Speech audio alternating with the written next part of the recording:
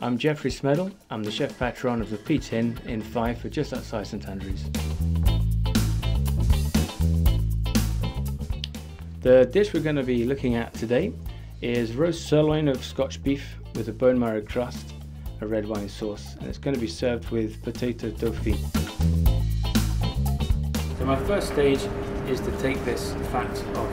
Just slicing the length of my piece of sirloin here, so that this will then allow me to slice my individual portions. Is I'm going to take all this fat which we removed from the outside, and I'm going to dice this and place it in a pan and begin to render it. And we're going to cook it. It'll melt, go crispy on the outside, releasing its fat into the pan.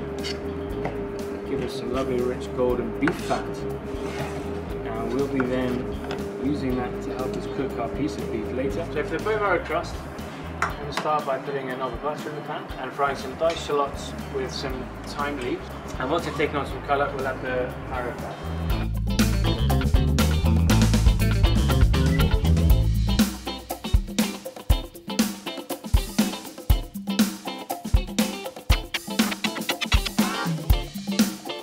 In terms of the thickness of the crust, we're looking for something around about 2 to 3 millimeters thick.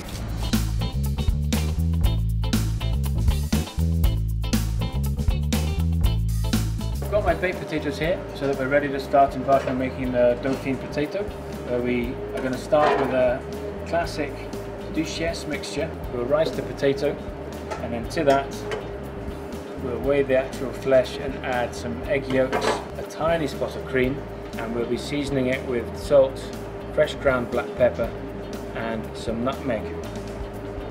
So that's the duchesse base made, and we're going to make some choux pastry, just to finish a little bit of choux pastry through that mixture as well.